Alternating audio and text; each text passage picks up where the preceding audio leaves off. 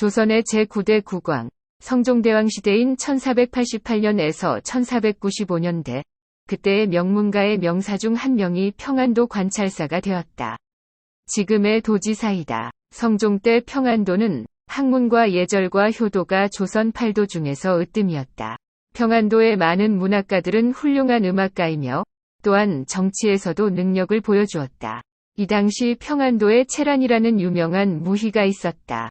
그녀는 매우 아름다웠고 노래와 춤으로 사람들을 기쁘게 했다. 그녀의 능력 중에 하나가 특별히 두드러졌는데 그녀는 고전을 깊이 통달하고 역사에 대한 조예가 매우 깊었기 때문이다. 여러 평안도 기생들 중 가장 총명하고 유명하고 좋은 평판을 받았다. 관찰사의 집안에 16살 된 아들이 있었고 얼굴이 그림처럼 아름다웠다. 그는 어려서부터 중국어에 정통했고 학문에도 깊은 재능이 있었다. 그의 판단력은 뛰어났고 시문에 대한 감상도 뛰어났기 때문에 붓을 들어 쓴 문장마다 뭇 사람을 감탄하게 했다. 그의 이름은 기동이다. 평안도 관찰사에겐 다른 아들도 딸도 없었기 때문에 관찰사의 마음은 온통 이 아들에게 가 있었다. 관찰사는 생일에 모든 관원들과 친척들, 그리고 각처에서 손님들을 초대했는데 그의 생일을 축하하러 많은 사람이 모였다. 그곳에는 무희 소녀들과 대규모의 악사들이 함께 있었다. 관찰사는 연회 도중에 아들을 불러 무희들과 함께 춤을 추며 모인 손님들을 기쁘게 할 수 있도록 그들 중 가장 예쁜 소녀 무희들 중에서 한 무희를 선택하라고 말했다. 이 말을 들은 악사대의 대장은 채란의 재능과 학식과 나이가 기동에게 걸맞은 사람으로 생각했다. 그리고 채란을 불러서 아들과 어울리는 춤짝으로 추천했다. 두 사람은 짝이 되어 요정처럼 춤을 추었고 버드나무 물결처럼 우아하고 제비처럼 가볍고 바람처럼 리듬을 타며 춤을 추었다. 그들의 춤을 본 모든 사람들은 고혹적인 그 춤에 매료되었고 여기저기서 탄성이 터져 나왔고 칭찬을 아끼지 않았다. 관찰사 역시 매우 흡족하여 기뻐하며 채란을 불러 연회석에 앉히고 그녀에게 음식을 대접하고 비단 선물을 주었으며 그날부터 채란에게 그의 아들을 가르칠 특별한 무희 소녀가 되라고 말했다. 두 사람은 얼마 지나지 않아서 아주 가까워져 친구가 되었다. 그러나 두 사람은 세상을 보는 눈이 다르고 이해하는 것도 다르고 생각도 달랐다. 그러나 세상의 어떤 즐거운 이야기보다 더 크고 기쁜 것은 그들의 사랑이었다. 예를 들 수도 없는, 한 번도 들어본 적이 없는 사랑 이야기였다. 관찰사의 임기가 6년 더 연장되어 그들은 평안도에 계속 머물렀고 두 사람의 사랑은 세월의 흐름과 함께 더욱 농익어갔다.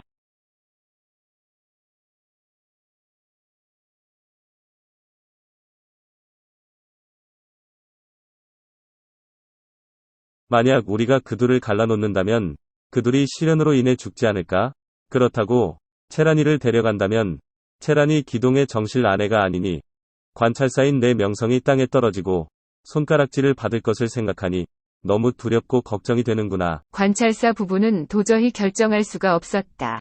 해서 그 문제를 아들 자신에게 맡기기로 결정하고 아들에게 말했다. 우리는 어떻게 해야 하는지, 우린 너의 부모이지만 채란을 향한 너의 사랑에 대해서는 결정할 수 없구나. 채란을 사랑해서 헤어지기 힘들겠지만 결혼 전에 무희를 갖는 것은 좋은 자세도 아니고 장차 결혼과 승진에도 큰 지장을 줄 거야. 그러나 재혼은 한국에서 흔히 볼 수 있는 관습이며 세계가 인정하는 관습이다. 그러니 잘 생각해서 최선을 다하거라. 기동은 대답했다. 큰 어려움은 없을 것입니다. 채란이가 제 눈앞에 있는 지금은 물론 그녀가 제게 전부입니다. 하지만 제가 서울의 집으로 떠나야 할 때가 되면 그녀는 마치 낡은 신발 한 켤레와 같을 것이니 걱정하지 마십시오. 관찰사와 그의 아내는 매우 기뻐하며 너는 정말로 훌륭한 사내 대장부다 라고 말했다. 헤어질 때가 되어 전송 인사를 할 때 채란이 어찌나 슬피 우는지 사람들은 차마 그녀를 쳐다볼 수도 어떤 말로도 위로할 수 없었다. 기동은 어떤 감정도 나타내 보이지 않았다. 사람들은 그의 매정함에 놀라워했지만 속으로는 너무나도 당연하다 여겼다. 역시 잘나가는 양반의 아들이 하찮은 무희를 진정으로 사랑했겠어? 기동은 지난 6년 동안 채란을 사랑했지만 단 하루도 채란과 헤어진 적이 없어 작별의 의미가 무엇인지도 몰랐고 헤어지는 기분도 몰랐다. 관찰사가 서울로 돌아와 판위금부사에 임명되었다. 지금의 대법원장이다. 기동이도 함께 돌아왔다. 기동이가 돌아간 후 채란이는 기동이를 사랑한다는 생각을 말이나 태도로 표현하지는 않았지만 기동이를 사랑하는 마음이 더 깊어져 갔다. 서울로 돌아온 지 수개월 후 조정에서 과거 시험이 공포되었다. 기동이의 아버지는 기동에게 기동의 친구들 몇 명과 함께 과거를 준비하러 이웃 사찰로 가서 공부하라고 말했다. 그들이 사찰에서 공부를 하며 과거 시험을 준비하며 지낸 지 몇 달이 지났다. 어느 날 밤, 낮에 공부가 끝나고 모두 잠든 후 기동이는 소리를 내지 않고 살금살금 앞들로 나갔다. 서리가 내리고 눈이 뒤덮여 밖은 매우 추웠고 하늘에는 밝은 달이 떠 있는 겨울밤이었다. 사찰은 깊은 산속에 있었고 주변은 고요해서 낙엽이 구르는 작은 소리도 들릴 정도였다. 기동이는 달을 바라보았다. 달에 채란의 얼굴이 겹쳐 떠오른다. 가슴이 미어지는 슬픔이 가득히 차 올라온다. 채란이 보고 싶어 더 이상 자신의 감정을 억제할 수 없었고 미칠 것 같은 마음을 주체하지 못하고 그날 밤 평안을 향해 먼 길을 떠나기로 결심했다. 그는 모피모자를 쓰고 두꺼운 외투를 입고 가죽 벨트에 방아나 신발을 신고 출발했다. 그러나 심리를 채 못 가서 발에 물집이 잡혀서 걷기가 너무 아프고 힘들었다. 도중에 만난 마을에서 가죽 구두를 집신으로 갈아 신고 비싼 모피 모자를 평범한 하인의 모자로 바꿔 쓰고 평민으로 모습을 바꿨다. 기동이는 걸어가면서 음식을 빌어먹으면서 먼 길을 걸어갔다. 그는 종종 얻어먹지 못해 배를 골았고 밤에는 매서운 추위에 몸을 떨었다. 그는 고관의 아들이고 집은 부요해서 항상 비단 옷을 입고 맛있는 음식을 먹어왔으며 평생 아버지의 곁에서 아쉬울 것 없이 살아왔고 그야말로 신발에 흙을 묻히지 않았고 먼 길을 걸어본 적이 없었다. 이제 기동이의 앞에는 수백 리의 여정이 펼쳐져 있었다. 눈속을 비틀거리며 계속 걸어갔지만 발걸음은 느리기만 하고 길은 멀기만 했다. 배가 너무 고프고 거의 얼어 죽을 지경이었다. 기동이의 평생에 이런 고통을 겪어본 적이 없었다. 옷은 험하게 찢어지고 헤어져 진짜 거렁뱅이처럼 보이고 얼굴은 까맣게 되어 트이고 갈라지고 콧물이 흘러내렸다. 지친 몸을 끌다시피 조금씩 걷고 또 걸어 한 달이 지나서 마침내 평안에 도착했다. 채란의 집으로 곧장 갔지만 채란은 그곳에 없고 그녀의 어머니만 있었다. 그녀의 어머니는 그를 보았지만 처음에는 기동을 알아보지 못했다. 기동은 자신이 전 관찰사의 아들이며 채란을 사랑하는 마음에 만나고 싶어서 500리 길을 걸어왔다고 말했다. 채란은 어디 있습니까? 하고 기동이 물었다. 채란이의 엄마는 모든 얘기를 듣고도 기쁘기는커녕 매우 화가 났다. 매몰차게 떠났던 모습이 떠올랐기 때문이다. 내 딸은 지금 새로 부임한 관찰사의 아들과 함께 있는데 나도 내 딸을 만나볼 수조차 없다네. 채란은 그동안 한 번도 집에 돌아오지 않았고 벌써 두세 달이 지났네. 비록 자네가 긴 여정을 고생해서 왔지만 채란이를 만날 수 있는 방법은 없네. 그녀의 어머니는 그의 떠나갈 때의 생각이 자꾸만 떠올라 괘씸한 마음에 냉담하게 대했다. 기동은 낙담하여 혼잣말을 했다. 나는 채란을 보러 왔지만 그녀는 여기에 없다. 그의 엄마가 날 냉대해도 난 서울로 돌아갈 수 없어. 그렇다고 여기에 머물 수도 없어. 어떻게 해야 하지? 그때 기동에게 좋은 생각이 떠올랐다. 평안에는 아버지 임기 중 비위를 건드려 사형을 선고받은 영리가 있었다. 그러나 참작할 만한 사정이 있는 것을 알고 기동은 아침 인사를 하러 갔을 때 아버지인 관찰사에게 그 영리를 용서해 주십사 부탁했고 관찰사는 그 영리를 어찌해야 할지 고민했다. 관찰사는 아들의 간청을 고려하여 그 영리를 용서했다. 기동은 마음속에 내가 그 사람의 생명을 구한 은혜가 있으니 그 영리가 나를 대접하리라 고 생각하여 곧장 채란의 집에서 영리의 집으로 갔다. 그러나 이 영리는 첫눈에 기동을 알아보지 못했다. 기동이 자기 이름을 말하고 그가 누구의 아들인지 말하자 영리는 깜짝 놀라 알아보고는 그의 발 앞에 엎드려 절을 했다. 그는 내실을 지우고 그를 편안하게 해주었고 맛있는 음식을 준비했고 헤어진 옷을 벗기고 새 옷을 주워 갈아입히고 기동을 정중하게 대했다. 잠시 후 기동과 영리는 채란을 만날 수 있는 방법에 대해 이야기를 나누었다. 기동이 그 방법에 대해 묻자 영리가 대답했다. 혼자서는 만날 방법이 없겠지만 얼굴이라도 보고 싶다면 제가 알아서 할 수 있을 것 같습니다. 지금은 눈이 내리는 시기여서 외부에서 청소부를 불러 가명의 앞마당에서 눈을 쓸어내도록 합니다. 지금 제가 이 일을 맡았습니다. 빗자루를 들고 청소부들과 합류하여 들어가십시오. 별채에 있는 채란을 볼 수 있을 것입니다. 이것이 제가 생각하는 유일한 방법입니다. 어떻게 하시겠습니까? 기동이는 잠시 생각한 후 마지못해 동의했다. 허드렛 일을 해본 적이 없어 망설여졌기 때문이다. 이른 아침에 그는 청소부들과 섞여 빗자루를 들고 별채가 있는 안쪽 문을 통해 뜰 안으로 들어갔고 그들은 제설 작업을 시작했다. 바로 그때 신임 관찰사의 아들이 열린 창가에 앉아 있었고 채란은 그의 옆에 있었지만 바깥에서는 보이지 않았다. 다른 청소부들은 모두 숙련된 손놀림으로 윤을 잘 쓸었지만 기동이 많은 빗자루를 쓸 줄 몰라 윤을 치운 건지 빗자루 작국만 낸 건지 알 수가 없었다. 제설 작업을 지켜보던 신임 관찰사의 아들이 밖을 내다보며 웃더니 채란에게 이 청소부를 불러오라고 말했다. 채란이 문을 열고 밖으로 나서자 기동이가 눈을 들어 그녀를 바라보았다. 그녀는 그를 한번 힐끗 쳐다보았지만 잠시 보고는 잽싸게 몸을 돌려 방으로 들어가서 다시 나타나지 않고 창문을 닫고 다시는 밖으로 나오지 않았다. 일을 마치고 영리의 집으로 돌아온 기동은 너무나 실망하여 상심이 더해져 절망했다. 그러나 채란은 정말 현명하고 재능 있는 여성이었다. 한번 보고 그 사람이 청소부로 변장한 기동이임을 알아보았다. 그녀는 방으로 돌아와 흐느껴 울기 시작했다. 관찰사의 아들은 놀라고 불쾌해하며 무슨 일이 있느냐? 왜 울고 있느냐? 라고 물었다. 저는 하층민입니다. 도련님은 저를 높이 평가하시고 가치 있다고 생각하는 것이 잘못된 것입니다. 저는 벌써 2달 넘게 집에 갈 수 없었지만 도련님을 모시는 것이 제게 특별한 큰 영광입니다. 그러니 저로서는 불평할 이유가 전혀 없습니다. 하지만 여전히 가난한 저의 집과 엄마를 생각하니 눈물이 납니다. 아버지의 기일에는 집에서 음식을 차리고 제사를 지내는 것이 관례인데 저는 여기 가명에 있어야 하고 내일은 제 아버지의 제사날입니다.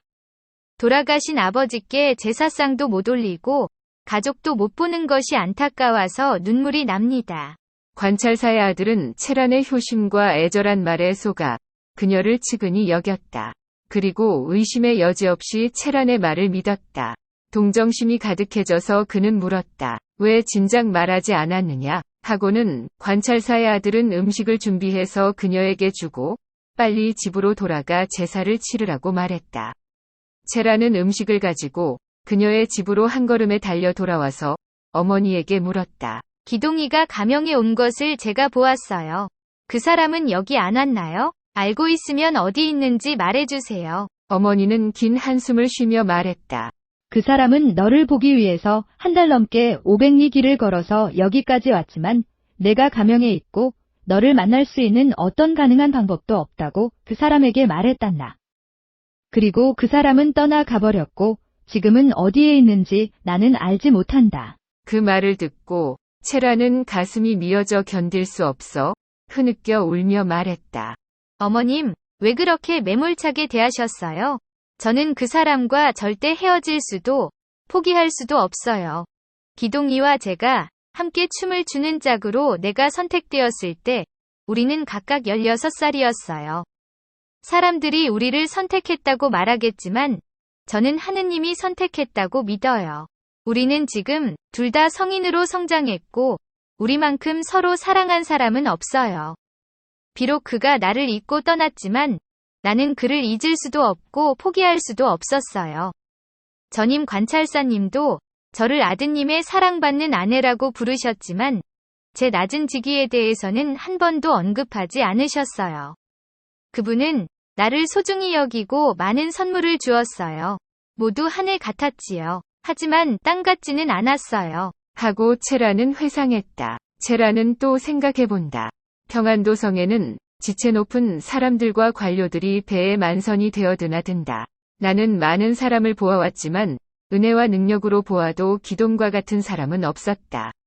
나는 그 사람을 찾아야 한다. 만일 그가 나를 내팽개친다고 해도 나는 결코 그를 잊지 못할 것이다. 나는 신임 관찰사의 권력과 영향력에 짓눌려 살아왔기 때문에 내가 목숨을 걸 만한 나 자신의 소망이 없었다. 그런데 그 사람이 어떻게 천박하고 낮은 신분인 내게 올 수 있었을까? 명망 높은 가문의 아들인 그 사람이 이 형편없는 무희를 위해 이 모든 고난의 여정을 견뎌내고 내게 왔다. 어머니는 왜 이런 생각들을 하지 않으실 수 있었을까? 적어도 그를 친절하게 대접하고 환영해 주실 수는 없었을까? 내 마음이 상처받은 것만 한탄하지 말고 할 수 있는 게 없을까? 체란의 눈에서 눈물이 하염없이 흘러내렸다. 체란은 그가 어디에 있을지 생각하고 또 생각했다.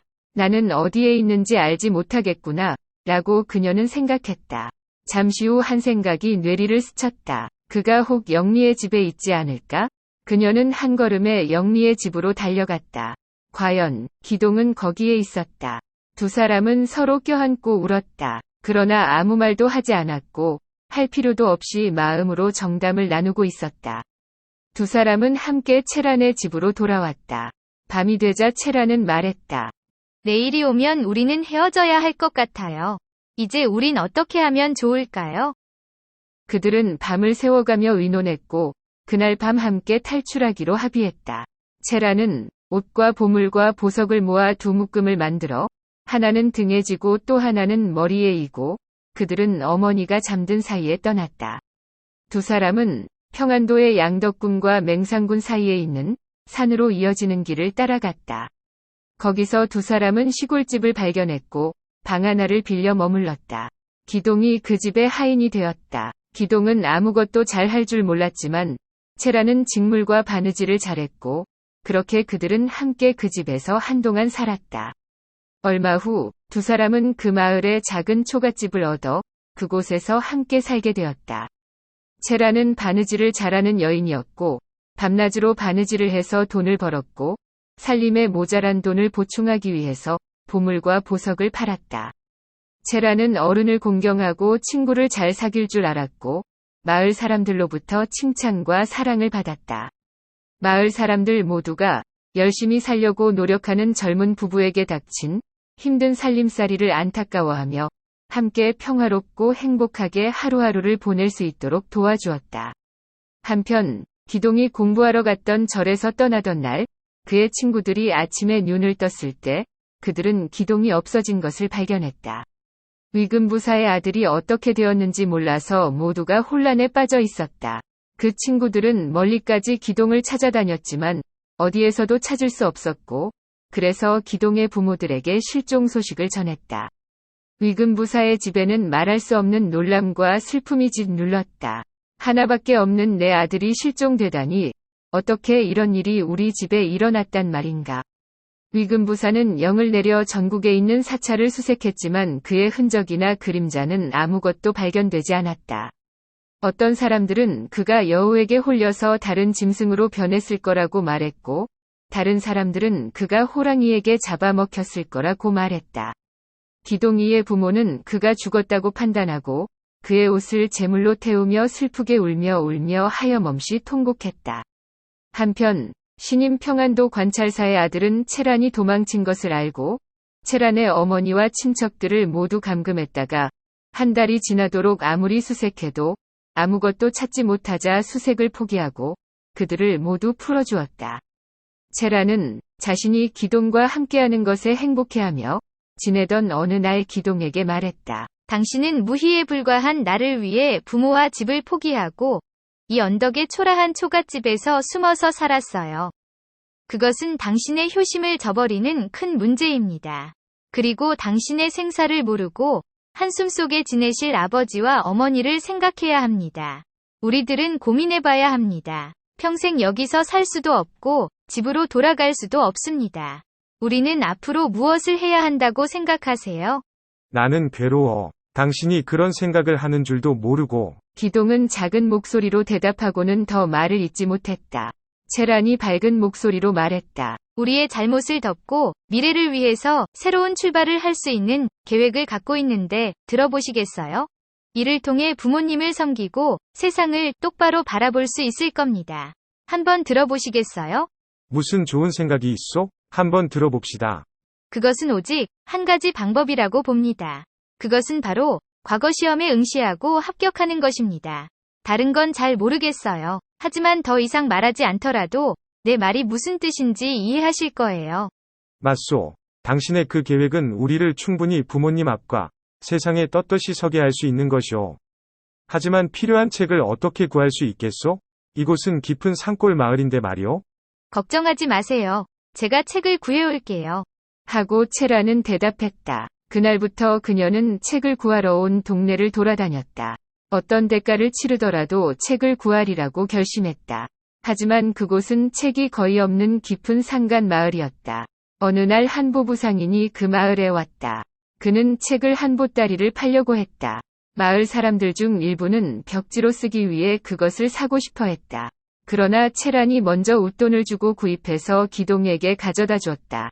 그것은 뜻밖에도 다름 아닌 과거 시험을 위해 특별히 저작한 서책으로 모든 연습 문서가 함께 있었다.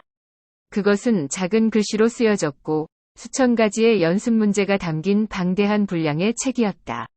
기동은 매우 흡족해 기뻐하며 말했다. 이 정도면 과거 시험을 위해 모든 공부를 할 수 있소. 기동은 그것을 사준 채란에게 고마워했다. 그는 매일 방에서 꼼짝도 하지 않고 책과 씨름했다. 밤에도 그는 촛불을 켜고 공부를 했고 그녀는 그의 옆에 앉아 명주시를 뽑는 일을 했다. 그렇게 두 사람은 촛불 아래서 한 사람은 공부하고 한 사람은 명주시를 찾았다. 그가 조금이라도 공부에 태만한 모습을 보이면 채란은 그에게 공부에 매진하도록 독려했고 그러는 동안 2년이 지났다. 어려서부터 기동은 학문에 뛰어난 재능이 있었고 정진하는 나날이 시문이 일취월장에 나갔다. 그는 아름다운 문장을 구사할 줄 아는 작가이자 문장의 대가였다.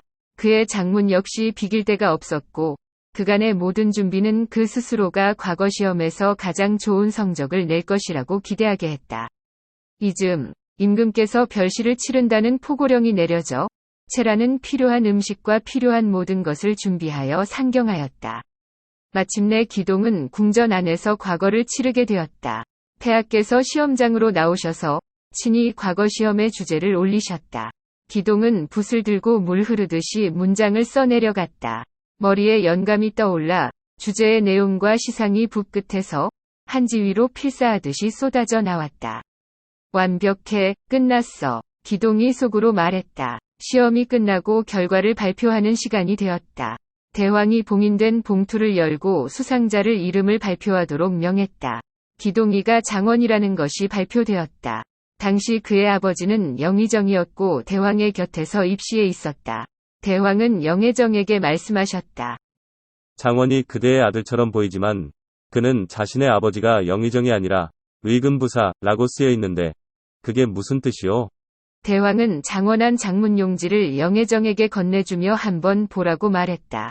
영의정은 놀라움에 찬 눈으로 그 장문을 바라보다가 울음을 터뜨리며 말했다. 폐하, 소신의 아들이 분명하옵니다. 3년 전에 소신의 아들은 친구들과 함께 사찰에 수학을 갔으나 어느 날 밤 사라졌습니다. 그리고 멀리까지 찾아봤지만 찾을 수 없었고 그 후로는 소식을 알 수 없었습니다. 소신은 그 애가 야생동물에 의해 변을 당했다고 결론지었습니다. 그래서 장례식을 치렀고 소신의 집은 슬픔에 잠겼습니다. 소신은 이 아들 외에는 다른 아이가 없었습니다. 그 아이는 대단한 재능을 가지고 있었는데 소신은 알지 못하는 연유로 그 애를 잃었습니다. 그 기억은 한 번도 소신을 떠나지 않았습니다. 왜냐하면 바로 어제 그를 잃어버린 것 같았기 때문입니다. 지금 이 장문을 보니 제 아들의 글이 틀림없는 것 같습니다. 소신이 그 애를 잃었을 때 저는 의금부사이었고 그래서 그 직위를 기록한 것으로 보입니다. 그러나 그 애가 지난 3년 동안 어디에 있었고 어떻게 이번 시험에 참여하게 되었는지 알지 못합니다. 대왕은 이 말을 듣고 크게 놀랐고 대신들도 장원 급제한 그에 대한 말을 듣고 놀라움을 금치 못했다. 부름을 받은 기동은 선비의 옷을 입고 대왕의 앞에 나타났다. 관리들도 이번 과거 결과 발표에 놀라워했다. 대왕은 그에게 왜 사찰을 떠났는지, 그리고 지난 3년 동안 어디에 있었는지 물었다. 그는 큰 절을 올리며 저는 매우 악한 사람이었고 부모를 떠났으며 효도의 모든 법을 어겼으며 마땅히 벌을 받아야 합니다. 고 말했다. 대왕은 이렇게 대답하였다. 왕 앞에 은폐의 법은 없노라. 비록 죄가 있다 하더라도 나는 너를 비난하지 않을 것이다. 모두 내게 말하거라. 그리고 나서 그는 대왕은 자신의 지난 시절 이야기를 했다. 양측의 도열한 신하들과 관리들이 귀를 기울여 들었다. 대왕은 용안에 미소를 짓고 영의정에게 말하였다. 그대의 아들이 잘못을 뉘우치고 잘못을 보상을 했소. 그는 장원을 했으니 이제 의금부에서 일하게 하시오. 그리고 이 여인에 대한 그의 사랑을 비난할 수는 없소. 모든 과거를 용서하고 미래를 위해 새로운 출발을 시키시오. 하고 명했다. 태하께서는 더 말씀하셨다. 외로운 산속에서 기돈과 삶을 함께 해온 채라는 평범한 여인이 아니오. 그녀의 계획도 또한 당신의 가정의 회복을 위한 명민한 여인의 계획이었소. 허니 이제 채라는 기생이 아니여. 다른 이로 아들의 아내를 삼지 말고 오직 그녀만이 정실 부인이 될 수 있도록 하시오. 그녀를 남편과 동등한 지위로 대접하시오. 그리고 그녀의 자녀들과 후손들이 조선에서 가장 높은 명예로운 가문을 전하게 하시오. 기동 역시 장원의 어사화를 수여받았고 그는 대왕의 명에 위해 영예를 받고 다시 아버지인 영의정에게 돌아갔다. 그래서 영의정은 채란을 데려오기 위해 가마와 하인들을 보냈다. 그녀는 영의정 아들의 아내로 선포되었고 성대한 결혼식을 치러 축하해 주었다. 이후 기동은 조선의 영의정이 되었고 그들 두 사람은 행복한 노후를 보냈다. 그들에게는 2명의 아들이 있었는데 그들도 조선의 고위 관리직에서 일하며 무 사람의 존경을 받았다.